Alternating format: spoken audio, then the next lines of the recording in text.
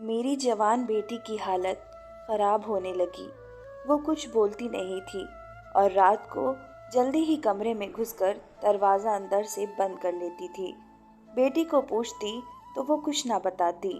फिर एक दिन मैं अपनी बेटी के कमरे में छुप गई। रात को जब उसने कुंडी लगाकर अपने कपड़े उतारे तो मेरे कदमों तले से ज़मीन निकल गई। वो तो सच्चाई जानने के लिए मैं रात के अंधेरे में पलक के कमरे में छुप गई। मेरी बेटी पलक किसी गुलाब की कली की तरह खिल रही थी कि अचानक ही वो मुरझाने लगी थी।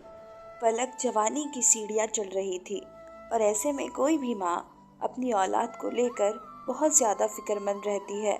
और जब मैंने पलक का इस कदर बदला हुआ रवैया महसूस किया तो सच्चाई जानने के लिए मुझे एक कदम उठाना पड़ा।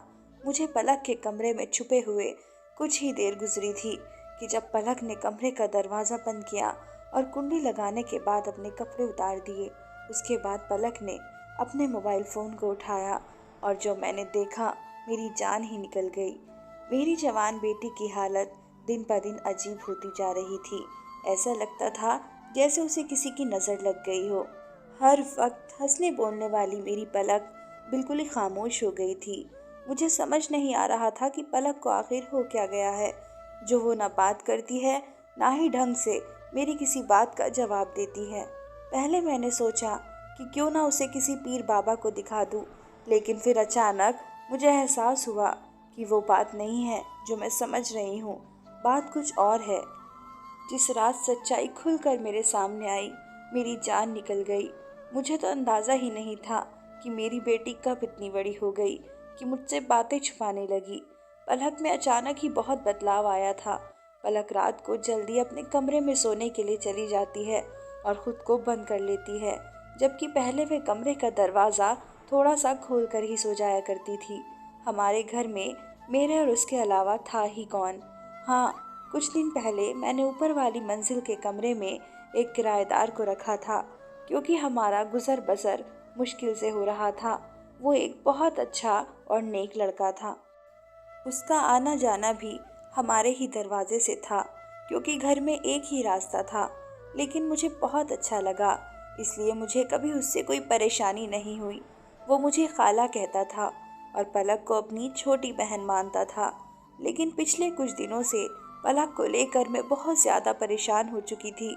वो इस कदर खामोश हो गई थी कि मुझे समझ नहीं आता था कि उसे क्या हो गया है।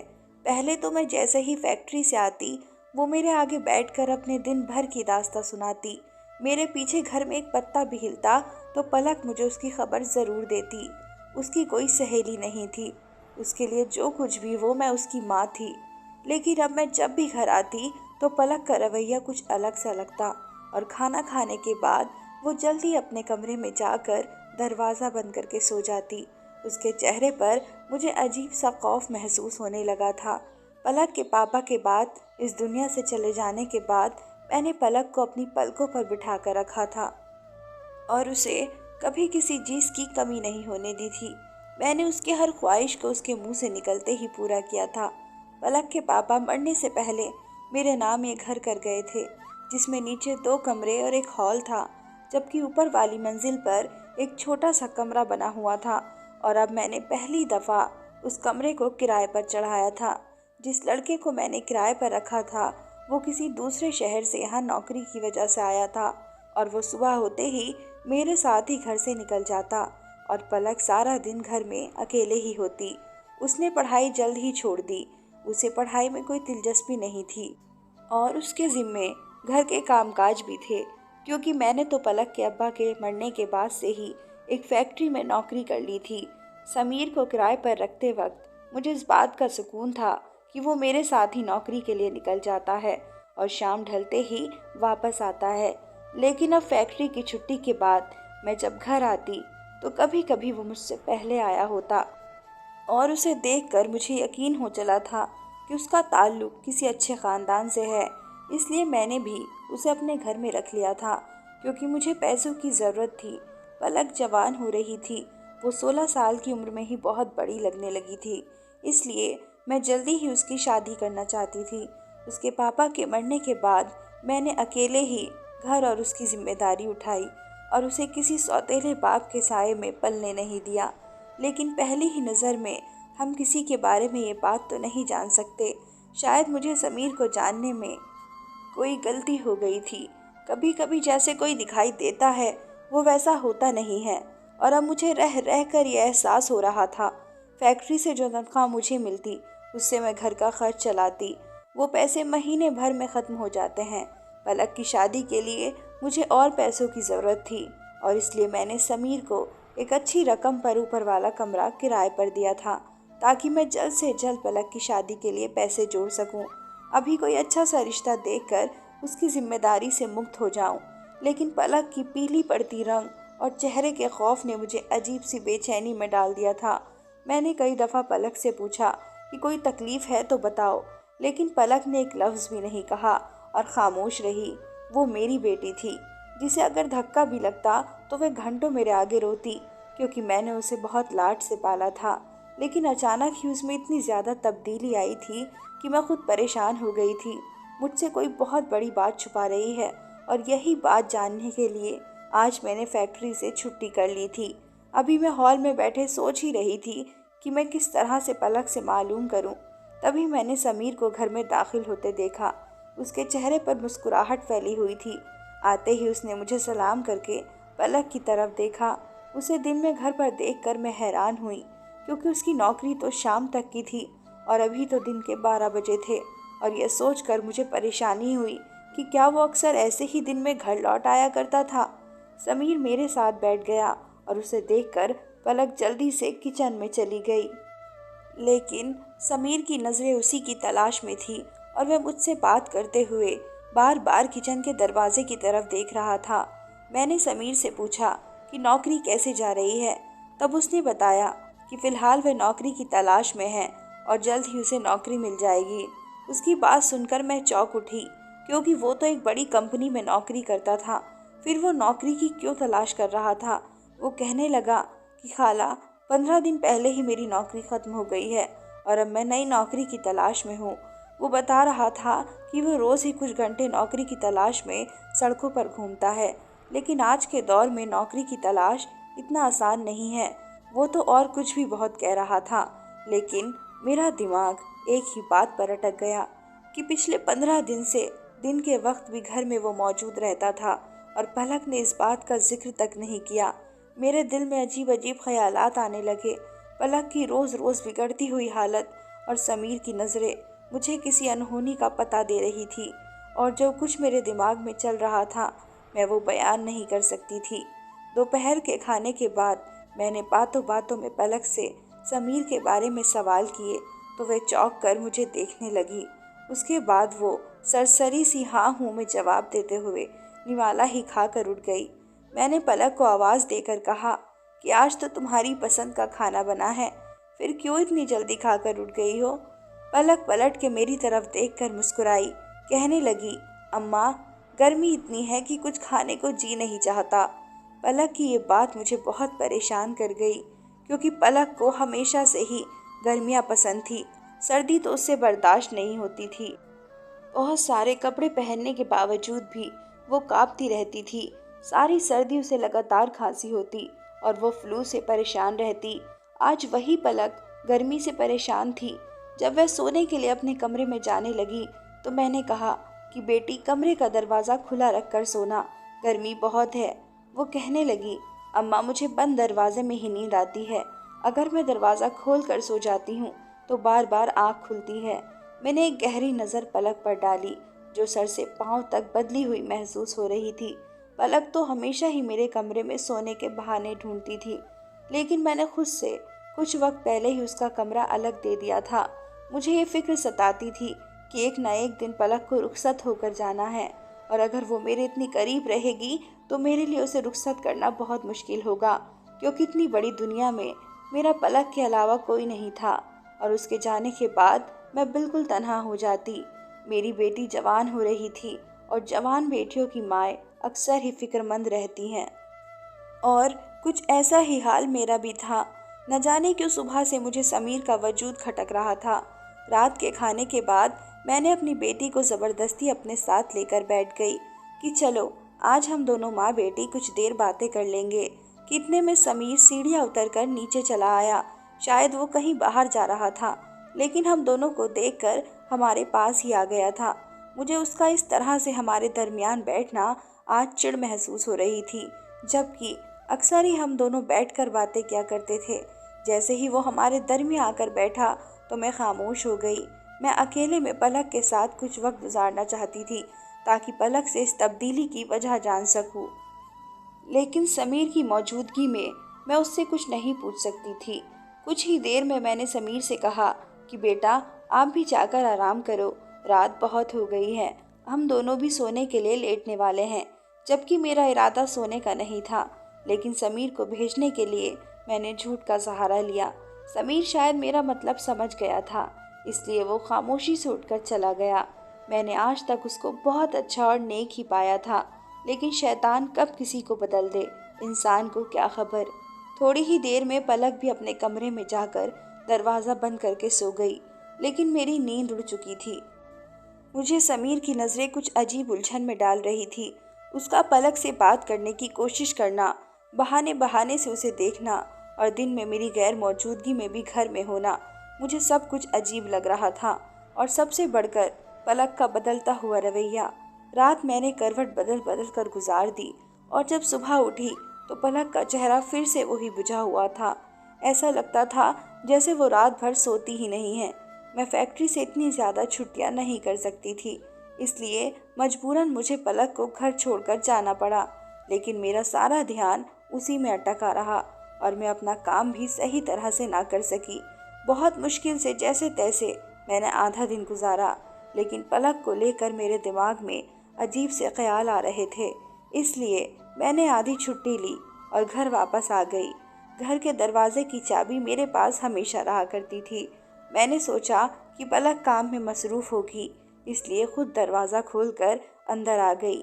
लेकिन यह देखकर मेरी हैरत की इंतहा न रही कि समीर पलक के पास खड़ा कुछ बात करने में मसरूफ़ था।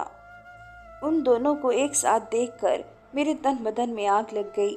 यकीनन पलक और समीर मिलकर कुछ ऐसा किए थे कि जिसकी वजह से पलक के चेहरे का रंग फीका पड़ गया था। पलक की खूबसूरत जवानी और हुस्न देखकर समीर ने उसके साथ कुछ ऐसा वैसा ना कर दिया हो। ये ख्याल आते ही मेरे अंदर बेचैनी की लहर दौड़ गई। मैंने दिल में इरादा कर लिया था कि मैं समीर को फौरन ही चलता कर दूंगी और अब कोई नया किराएदार नहीं रखूंगी। अपनी बेटी की खामोशी के पीछे यकीनन बहुत बड़ी बात थी, और अब मुझे इस वजह को जानना था। और मुझे अंदाज़ा था कि ये वजह कहीं ना कहीं समीर ही है, क्योंकि समीर के इस घर में आने से पहले पलक एक आम जिंदगी गुजार रही थी। वो यहाँ से वहाँ उछल कूद करती और हंसती मुस्कुराती रहती थी। रात जैसे ही पलक अपने कमरे में सोने के लिए जाने लगी तो मैंने उससे कहा कि मैं सोने के लिए अपने कमरे में जा रही हूँ पलक, तुम एक बार घर के दरवाजे को अच्छी तरह से चेक करके आओ। और मैं खुद भागकर उसके कमरे में जाकर छुप गई। पलक शायद ये समझ रही थी कि मैं अपने कमरे में चली गई हूँ, इसलिए वो अपने कमरे में दाखिल हुई और उसने फौरन ही दरवाजे को कुंडी लगा दी। मुझे समझ नहीं आ रहा था कि घर में सिर्फ हम दोनों माँ बेटी ही मौजूद है, ऐसे में उसे कमरे के दरवाजे की कुंडी लगाने की क्या ज़रूरत आ गई। उसके बाद जैसे ही उसने कपड़े उतारे तो मेरी जान निकल गई, क्योंकि ना जाने पलक कपड़े क्यों उतार रही थी। कहीं समीर कमरे में तो नहीं है।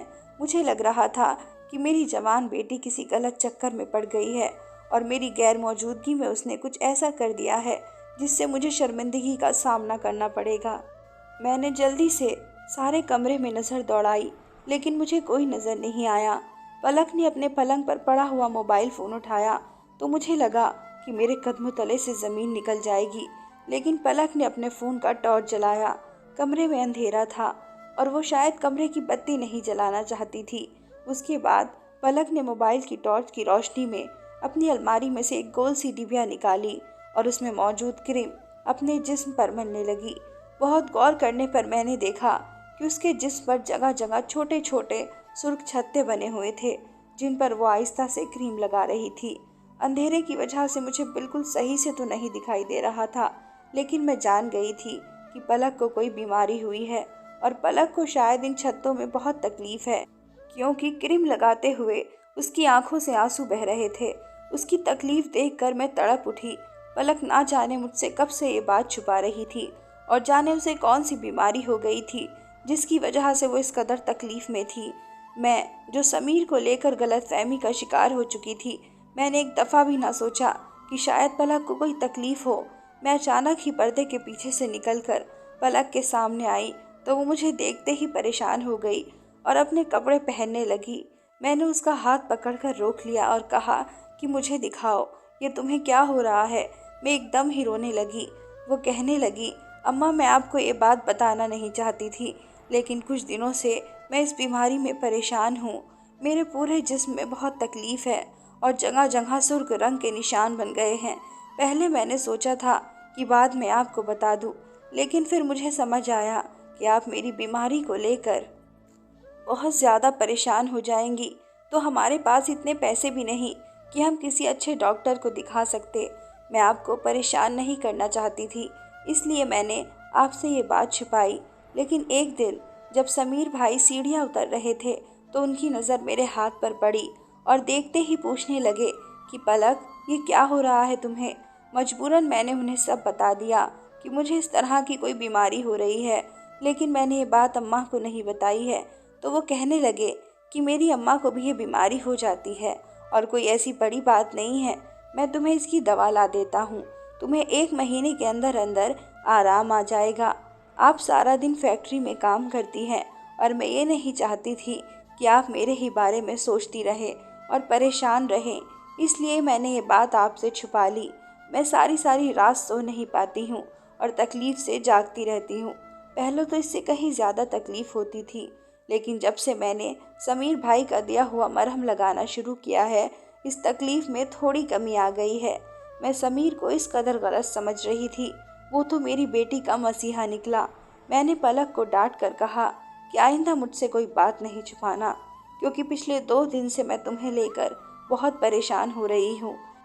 जानती हूँ कि आपने समीर भाई को भी इसलिए किराए पर रखा है ना कि आप मेरी शादी के लिए पैसे जोड़ सके, इसलिए मैं आपको ज़्यादा परेशान नहीं करना चाहती थी। पलक की बात सुनकर मैंने उसे गले से लगा लिया। मेरी बेटी को मेरी कितनी परवाह थी और मैंने ना जाने क्या क्या सोच लिया था।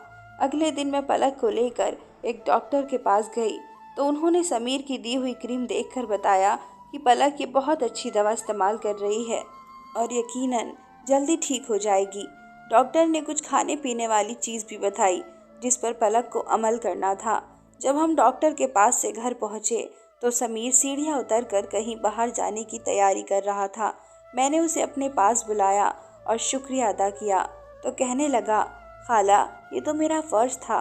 पलक मेरे लिए बिल्कुल मेरी छोटी बहनों जैसी है और मैं उसे तकलीफ़ में नहीं देखना चाहता था, लेकिन पलक ने ये बात आपको बताने के लिए मना किया था।